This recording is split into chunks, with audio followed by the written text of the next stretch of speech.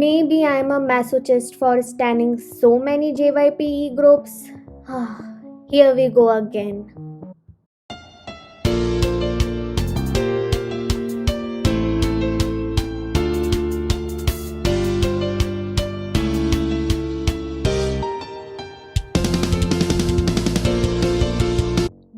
A quick disclaimer before we jump into this video.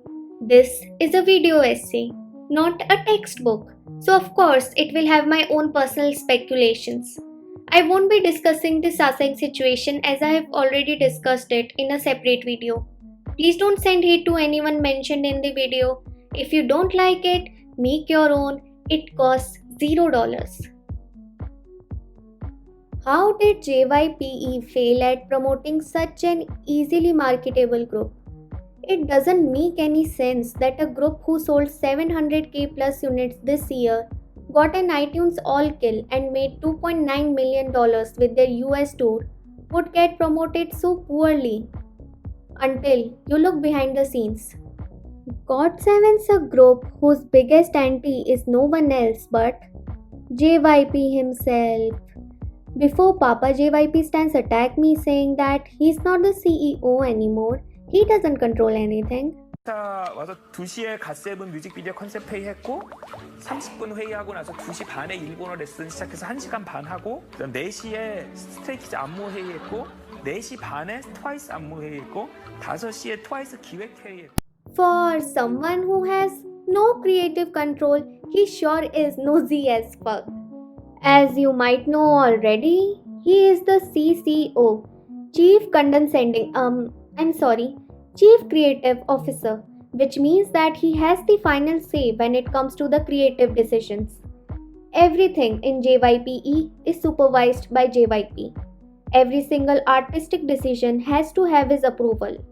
To the people who say that, don't blame him, blame the CEO. Well, the CEO doesn't know shit about music. He is just there to take the corporate decisions. The CEO doesn't even talk about the future of JYPE. It's always my man JYP himself. I love how people give him credit for all the good things happening in JYPE, like the organic cafe and taking care of their artists' mental health. But anything remotely negative is not his fault because he is not the CEO. I don't think he is a bad person, but he is not a saint either. There have been rumors of JYP possibly neglecting his boy groups because he doesn't want them to outshine him. J Park has spoken about it in the past. Speaking of J Park, anyone who thinks that JYP is a benevolent, fatherly figure clearly wasn't around when J Park was kicked out of 2PM and JYP put his full might to block him from each and every broadcast station, award show, and festival in Korea. I spat out my coffee when I heard that Yugyeom was possibly going to AOMG of all the places, the label of JYP's sworn enemy. In case you don't know, guess who is the CEO and founder of AOMG? J Park. Plot twist of the century. How you like that, JYP? In all seriousness though, I am so happy for him considering AOMG is a literal ticket to creative freedom. Yugyeom's decision wasn't surprising at all considering he was the first person to thank Agassiz when they sent a truck to JYPE building. It's so funny to me that JYP has unfollowed Mark, Bam Bam and Jin Young on Insta. Not that Bam Bam cares. Young Jae and Bam Bam have deleted all JYP related posts from their Insta. I don't get why the other higher ups in the company are letting JYP get away with intentionally sabotaging GOT7. Agassiz have made it pretty clear that we think GOT7 produces far better for themselves than JYP. But JYP is not ready to admit to himself that he has failed as a producer. Imagine if Page was their title track. JYP was so adamant that Eclipse be the title track over JB's Page, but page is universally preferred by everyone. It has to be frustrating knowing that your own fandom prefers the B sides over whatever the fuck gets pushed onto you by JYP. He criticized JB for using quote unquote foreign sounds in a Korean song when his own last two comebacks have been inspired by Western music. The reasoning was absolute bullcrap. JYP insists that his taste is the fan favorite when it's evident that it simply isn't true. The changes that he makes are often for the worse. He is so out of touch with the fandom that it almost hurts. And then he has the nerve to comment on whether or not something is GOT7's color. He is a narcissist who won't admit to the fact that his glory days are over. He is trying to make himself stay relevant in the industry at the cost of his groups.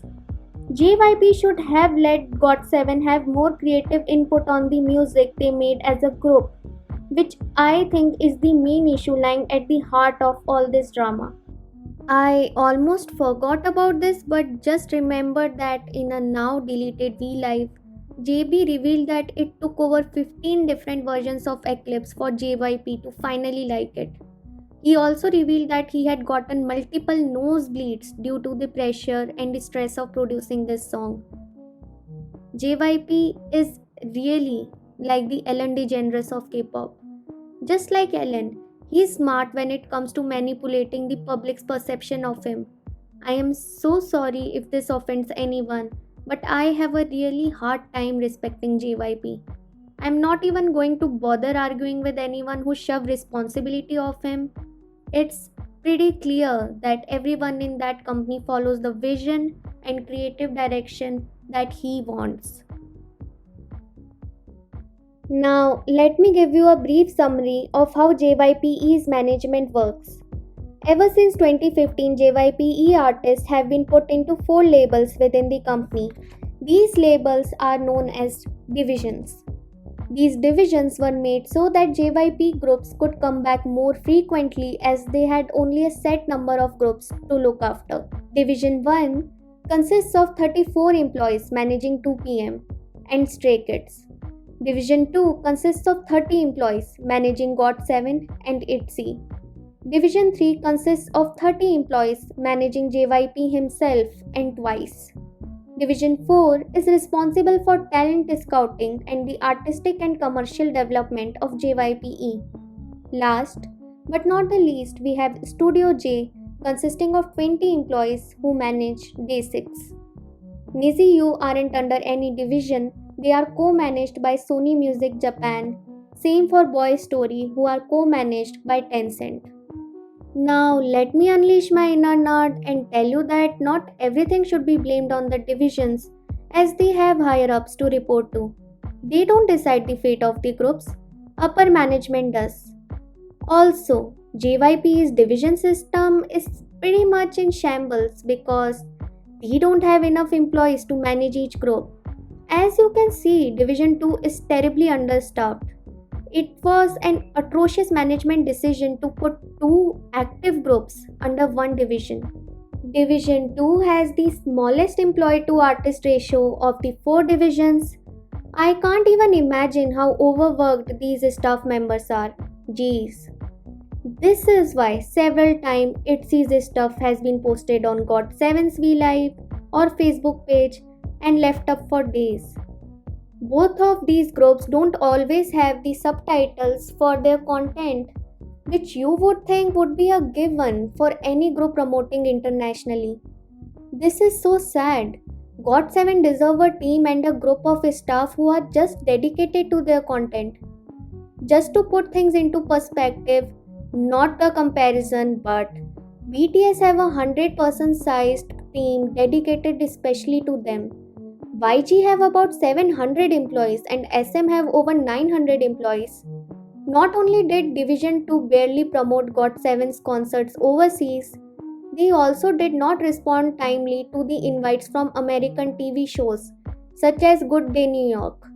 It's like they wanna milk GOT7 while putting zero effort in managing and promoting the group.